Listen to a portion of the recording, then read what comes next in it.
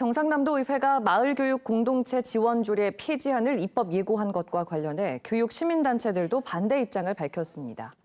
경남교육연대와 교육희망 경남학부모회, 창원여성회 등은 오늘 도의회 브리핑룸에서 기자회견을 열고 지역 소멸과 인구 절벽 위기에 놓인 상황에서 이 조례를 통해 지역의 특색에 맞는 다양한 프로그램 진행으로 참여자 만족도가 높다고 말했습니다.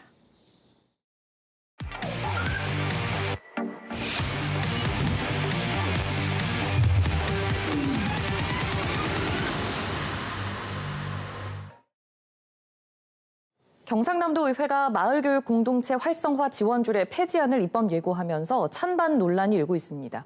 특히 경상남도 교육청이 가장 난감해하고 있는데요. 오늘은 마을교육 공동체 지원 조례가 없어지면 혜택을 받던 우리 아이들에게 어떤 문제가 생기는지 박종훈 경상남도 교육감과 자세히 짚어보겠습니다. 교육감님, 먼저 구체적으로 마을교육 공동체가 무엇인지, 그리고 경남도의회 지원 조례에는 어떤 내용이 담겨 있는지 설명해 주십시오. 예, 지금까지는 교육을 학교가 독점적으로 해왔던 좀 폐쇄적인 이런 문화가 있었다면 이제 학교와 마을이 학교와 학부모님들이 함께 우리 아이들의 방과 후를 보호하고 가르치는 이런 새로운 시스템이 10년 전부터 도입이 되었습니다. 이 조례에 근거해서 18개 시군과 우리 교육청이 MOU도 맺고 있고요. 우리 도내에는 지금 9군데의 학교형 행복마을 학교가 운영되고 마을 배움터라는 좀 작은 규모의 아이들 활동 공간이 250개가 넘게 만들어져서 운영이 되고 있습니다. 네, 경남도 의회에서 마을교육 공동체 활성화 지원 조례를 폐지하려는 이유로 일부 강사의 정치적인 편향 그리고 전문성 결여를 지적했는데요. 이 부분에 대해서는 어떻게 생각하십니까? 전문성이라는 것은 2,000명이 넘는 마을 강사들이 그들의 삶 자체가 전문성이지 따로 어떤 자격을 가지고 아이들을 보호하는 것은 아니라는 점에서 타당성이 있는 이야기일 수도 있습니다. 다만 정치적인 편향성에 대해서는 저는 다르게 생각합니다.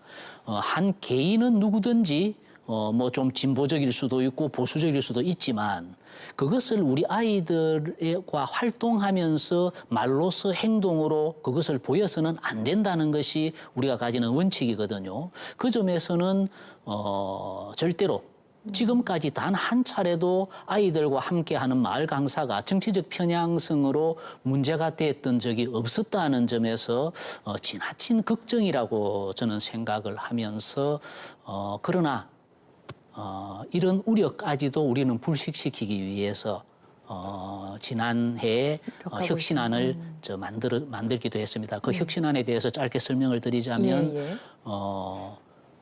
정치적인 중립, 종교적인 중립을 각서를 내게 하고 그리고 만약에 그것이 문제가 될 경우에는 해촉할 수도 있다는 그런 것까지 제도가 만들어져 있고 저는 정치적인 편향성을 자꾸 이야기하면 정말 선한 마음으로 참여하고 있는 2,000명이 넘는 마을 강사들에게 상처를 줄까 하는 그런 우려도 됩니다. 혁신안 말씀하셨습니다만 지난해 폐지 논란이 한 차례 있었을 때 도의회에서는 일단은 폐지하지 않고 대대적인 혁신을 약속을 또 하기도 했었죠. 근데 이제 도의회 조례정비특위는 혁신이 안 보인다 이렇게 얘기를 하거든요. 이제 제가 말씀드린 것처럼 마을 강사들을 선임하는 권한을 우리 교육청에서 가졌습니다. 그 혁신안 속에는 마을 강사의 선임권을 지자체에 넘겨드렸거든요. 그 정도 이상의 혁신안이 있을 수가 있겠나 싶고요. 이제 정서적인 문제를 가지고 이렇게 말씀하시는 것보다는 나는 의원님들께서 마을 학교를 직접 한번 방문해서 현장을 살펴보는 그런 것도 필요하지 않나 하는 생각을 합니다.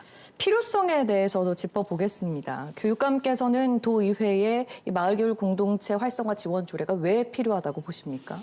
저는 지금 세계적인 경향이 그렇게 가고 있다고 생각합니다. 교육 전문 단체인 유네스코나 OECD나 이런 쪽에서도 앞으로의 교육이 마을과 학교의 협력 그리고 관계성의 유지 이런 비전을 계속적으로 제시하고 있고요. 그리고 최근 교육발전 특구라는 제도가 만들어졌지 않습니까? 이 교육발전 특구라는 것이 교육청과 지방자치단체가 협력해서 그 지역의 교육을 발전시키라는 것인데 지자체하고 교육청은 협력을 하면서 마을 공동체는 하지 말아라고 이야기하는 것이 이건 저는 맞지 않다고 보는 거죠. 그러면 이제 교육청 관련 예산과 지원 정책만으로는 끌고 가기가 어려운 상황인가요? 이건 돈의 문제도 있지만 돈의 문제만은 아닙니다. 함께 예산 부담을 하는 것은 또한 마음을 내어놓고 적극적으로 참여하는 것도 그것에서 만들어지는 것이기 때문에 그 근거가 되는 조례가 없어지는 것은 향후 이 사업 자체에 대한 대단한 불리한 조건이 될 수 있기 때문에 그렇습니다. 그러니까 상징적인 의미도 있다고 말씀해 주셨습니다. 만약에 그러면 이 조례가 폐지되면 마을교육 공동체를 이용하던 학생들에게는 어떤 피해가 있을까요? 제가 그저께입니다. 행복마을학교에서 했던 그 행복마을 오케스트라를 제가 참여를 했거든요. 유치원 아이에서부터 80이 넘은 노인까지 악보도 모르는 분들이지만 악기도 없지만 그것에서 함께 악기를 빌려서 연습해서 공연을 하는 모습을 보면서 저는 만약에 이 공동체 조례가 폐지된다면 이런 아름다운 모습을 볼 수 없겠다는 것이 저는 가장 아쉽습니다. 지금은 핵가족 세대이기 때문에 어른들과 함께하는 시간이 그렇게 많지 않거든요. 그런 자리에서 함께 연습하면서 어른들과 함께 공부하는 것이 저는 학교에서 하는 공부보다도 더 소중한 공부라고 생각하고요. 특히 도해지는 모르겠습니다만 도해지는 좀 덜하겠습니다만 농산어촌 지역에서 이 조례가 없어지고 마을 공동체가 무너지면 이 아이들은 방과 후에 갈 곳이 없습니다. 예. 그 점에서 의원님들께서 좀 더 긍정적으로 다시 한번 생각을 해 주십사 하는 부탁을 드립니다. 이제 당장 오는 15일이죠. 도의회의 조례 폐지안이 본회의 상정을 앞두고 있습니다. 만약에 폐지가 되면 어떻게 대처해 나가실 계획이십니까? 조례가 폐지가 되면 저희들 그 마을 공동체 사업은 크게 타격을 받을 수밖에 없을 것입니다. 그런 점에서 저희들은 폐지되지 않도록 하기 위해서 최선을 다해야 된다고 생각하고 이것은 어떤 부분적인 문제가 있다면 저는 이것을 수정 보완해 나가면서 나가야 될 문제지 이것 자체를 포기해 버리면 벼룩을 잡기 위해서 초가 삼간을 태우는 것과 같은 결과가 될 수 있다는 점에서 저는 우려가 큽니다. 예. 본회의 하루 전이 오는 14일 이슈 대담에서는요. 경남도의회 조례정비특위 정규현 위원장 모시고 마을교육 공동체 지원조례 폐지에 관한 이야기도 들어보도록 하겠습니다.